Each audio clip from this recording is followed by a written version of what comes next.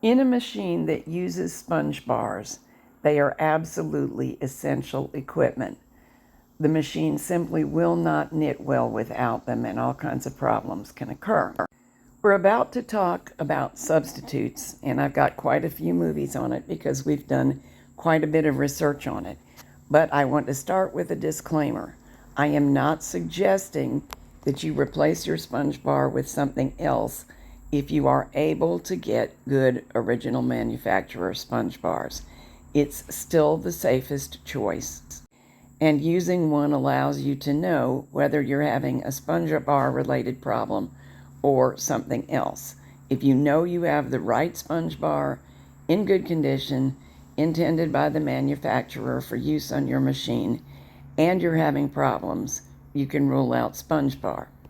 However, because of some difficulties getting them in some parts of the world and some other issues, our researches continue. Sponge bars have become less easy to get than they used to be, expensive to buy, and expensive to ship. So rebuilding has become popular. The typical method of rebuilding is what you see in this picture, loosening the clip on the end, finding a new piece of sponge that's as close as possible to the original, and installing it and reclipping it. When you can locate the ideal sponge, and if you can manage to remove and replace the clip, because it is strenuous, this works wonderfully. But that means a lot of variables have to come together, so we've been doing research on alternate ways. Here's an experiment that has worked out well. 7 years ago, I cleaned out this sponge bar tray, the one you're looking at, and used it to guide a strip of aquarium tubing into the machine. At that time, I bought my tubing on eBay, and I could not find the identical product just now. But on Amazon, I found things that seem to be the same thing, basically. The trick is 3/16 inch. That seems to be a pretty standard size for American aquarium use, and my logic went like this. If the tubing fits and does the job and is safe for fish, it must not deteriorate very fast or leave residues, so maybe it won't do that in the knitting machine either. It also should stay flexible and keep its shape for a long time. Cross-referencing the actual measurements with how the tubing is sold, it appears that 3/16 is the inside diameter and the exterior is 6 millimeters or a shade under 1/4 of an inch at 15/64. I know what you're looking at isn't easy to see, so let me show you. This is the tray, and the tubing is laid in the top.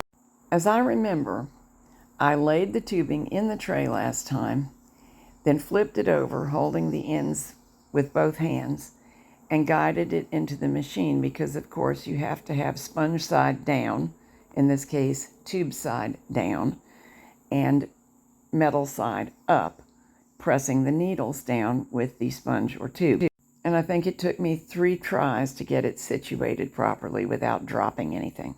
When I did that as an experiment, I had no idea it would last effectively so long. But it did. So this time, Jack is prying those plastic ends off and bending the metal tabs open enough to insert the tubing under them and clip it down. I have to warn you, this takes a lot of hand strength, more than I personally have. Jack really had to work at it, and he's a lifetime mechanic. I don't think I would have been up to it, so many of my knitting friends are going to need to find a friend who will help. Your friend needs a grip of steel. You can see that the steel is very tough, which is great. Mine is a bit dinged up, which is not great, but it will still work. We decided not to glue down the tubing, just to secure it on both ends with the clips.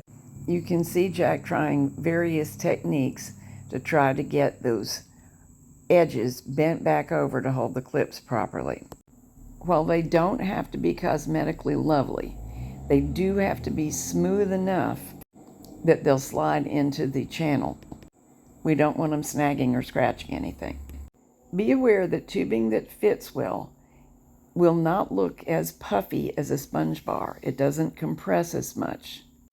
But that is the size of tubing because of its different compression level that works well in the machine anyway. And all the functions of my carriage do work well. That includes the intarsia function.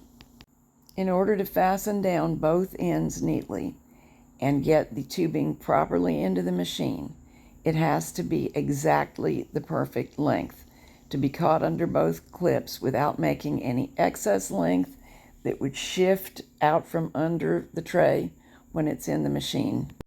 But it also must not be stretched.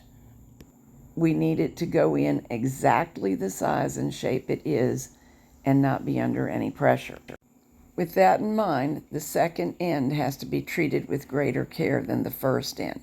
Here, Jack has it the right length and is getting the second end secure, trying to make sure the tubing is securely caught and the end is smooth enough to insert into the machine. He found that clamping the tubing to the tray just far enough from the end to give him working room was very helpful. I'm showing you the unattractive ends of my sponge bar so you'll know that it does not have to be perfect to insert. Do make sure everything is secure with no little broken pieces of metal that might come off. And then carefully insert the bar, tube side down, above the needles. Using the tubing takes a little bit more care and a little bit more wiggling than just a plain sponge bar does. We chose not to bury the sponge bar in the channel. We left one end out a little bit so as to be easier to get a hold of next time we need to do anything with it. It seemed prudent because my sponge bar ends are no longer in wonderful condition. And we're back to knitting. As a quick reminder for the safety of your machine, that tube needs to stay in its tray and the tray in the channel to hold it. As long as it does, nothing will get out of place and make trouble inside the machine. The key to success is these clips must firmly hold the tubing in place.